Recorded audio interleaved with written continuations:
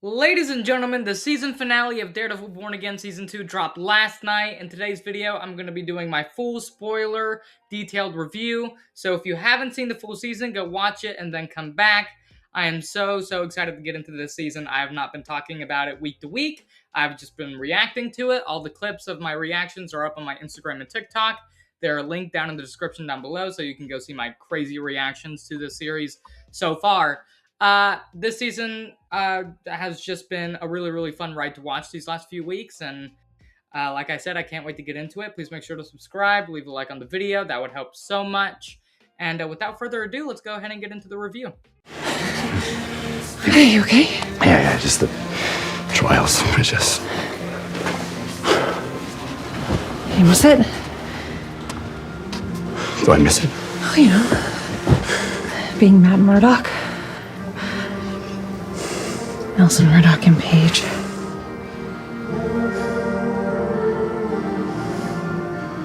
Wow, I don't know. Just try to focus on moving forward. I guess sometimes I do, yeah.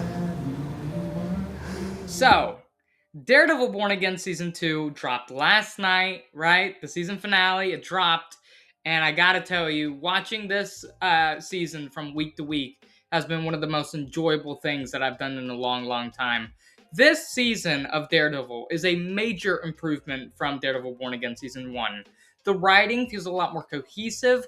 The characters feel more fleshed out. You know, Dario Scardapane, who's the showrunner and writer of this show, did such a great job of actually giving these characters that really had little to no character development in Season 1. And he really made sure to actually flesh out these characters and to make sure that they were characters that we could care for by the end of the season. And he did such a great job. Charlie and Vincent remain on my Mount Rushmore of comic book castings. If anything, you could put the entire Daredevil cast on that Mount Rushmore. It's crazy. Wilson Bethel's Bullseye, Charlie Cox's Daredevil, Vincent D'Onofrio's Kingpin, like Eldon Henson as Foggy, Deborah Ann Wool as Karen. I mean, it's just all of these castings in that show are just absolutely brilliant, and I can't wait to see where they go with it in season 3.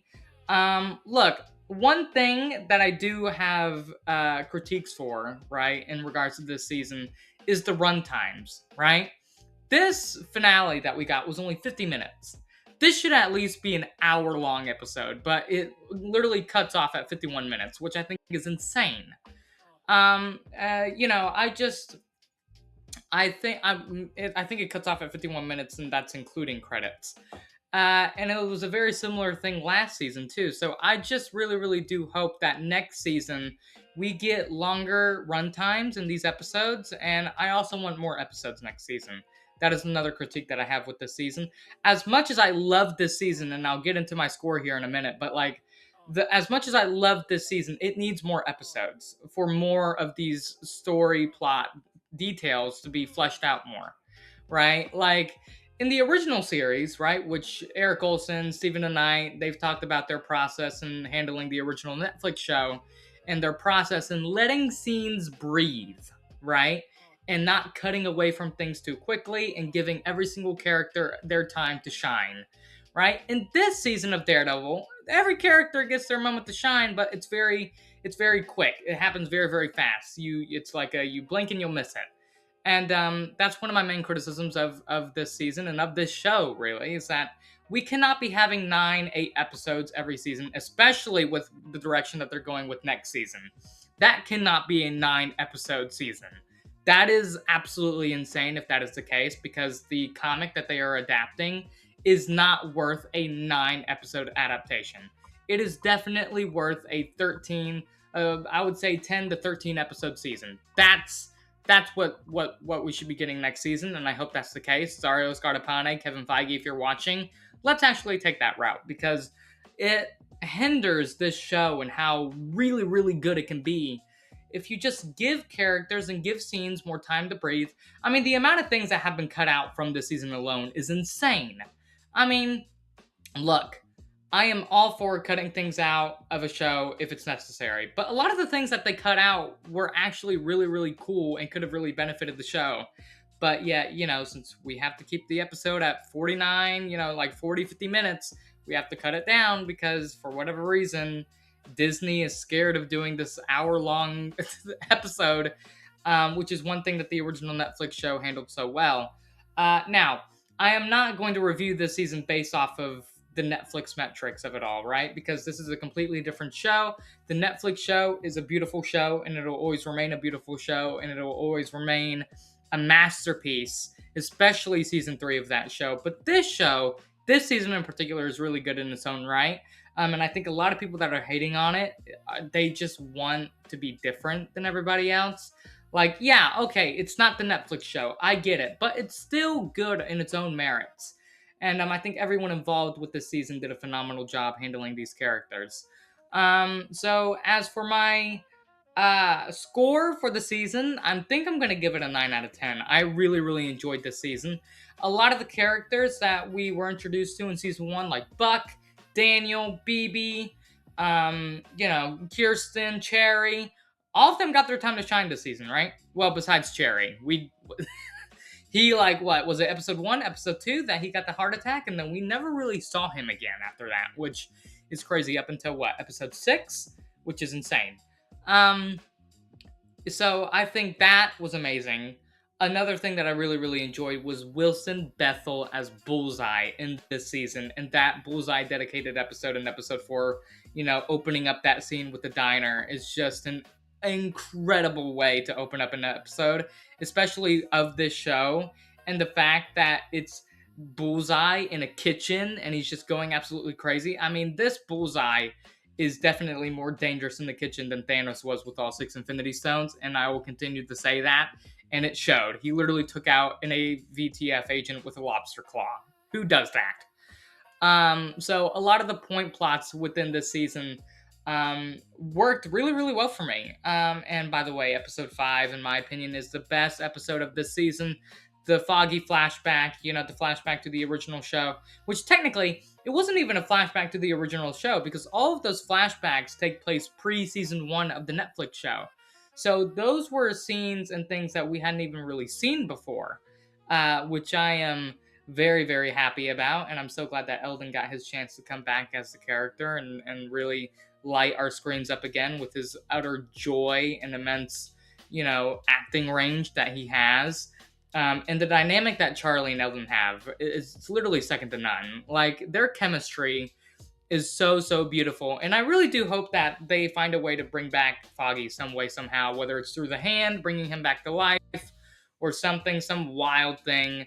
I would really, really just want to make sure that this show also does pay homage to what made the Netflix series so great, and that is the dynamics between Eldon, Deborah, and Charlie. It's that trio that makes it so, so good, and that showed in episode 5.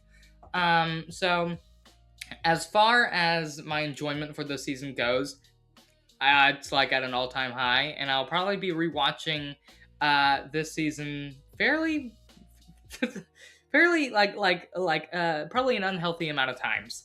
I'm probably gonna rewatch it tonight. It's just that good. Getting into the finale of this season, this is genuinely one of the best finales that we've ever gotten for this show. I cannot believe that we now have the MCU kind of going back to what makes the MCU so great is the things that make comic books so interesting and comic book characters so interesting is when they have a secret identity, right? And it's a crucial part to who they are, right? Spider-Man is Spider-Man, but he's also Peter Parker, right? Daredevil is Daredevil, but he's also Matt Murdock, right? And when we have these narratives with these secret identities being played into these shows, I think it really, really works. We saw that with Iron Man in Iron Man 1 when he decides to come out at the end of that movie and reveal that he's Iron Man, right? Because you don't really give a crap anymore. And it was kind of very similar to this finale where we finally see Matt outing himself as Daredevil. I honestly thought that it was going to be Fisk who did this, but Matt took it upon himself to do it. He took full responsibility, and it blew me away. And you can go see my reaction on TikTok and Instagram because I literally lost my mind. Roll the clip. No, I'm not. I am Daredevil. What? Objection. What? Objection. Order. What? What? Order. What? Order. But like I I can't wait. I can't wait to see where the show goes with season 3. The way that Matt and Fisk come together at the end of the finale really worked for me, and I believe it is on par with the I Beat You scene. It's not better than the I Beat You scene in season 3, but it's definitely on par with it because they both, they have nothing else to lose now, right? They literally have nothing else to lose. It's just like it's them two talking things out finally without throwing a single punch. And the MCU does have a little bit of a problem with, solving every single problem with defeating an enemy with kindness, right? With the power of friendship. We saw that in Thunderbolts, right? And we kind of saw it here, but I really did like how they approached it in this finale. I really think they handled it well. And I also think the fact that Matt decides to take the fall for it, right? He goes to jail, right? And he decides to give Fisk the benefit of the doubt and, him taking the deal and him going to wherever the hell he is on a beach or something crazy. I don't know if bro went to Miami, but if he did, it's a nice choice. But like, I just think all of these sort of narratives that played into this season worked really well, and I cannot wait to see how we do and adapt Cell Block D in season 3. I just can't wait. I think it's going to be awesome. I think it's going to be really fun. That comic is one of my favorite comics like ever, and I am unbelievably thrilled with how this season came out, and literally kudos to everyone who worked on this season. Kudos to everyone who's worked on this show in general. Season 1 was crazy. You had a whole creative overhaul that happened. You had the Frankenstein that show together. And then now in this season, you have a lot more coherent, a lot more cohesive, a lot more fleshed out, and it feels like an actual show. Wilson Bethel talked about how this season, this quality of this season was what he wanted for season 1 on the Brandis Davis show. And I honestly could not agree more. So yeah, I'm gonna give this season a 9 out of 10. I think it worked really well for me. Let me know your thoughts down in the comments down below. In a few days we're getting the Frank Castle special, which I cannot wait for, the Punisher special. That's gonna be really fun.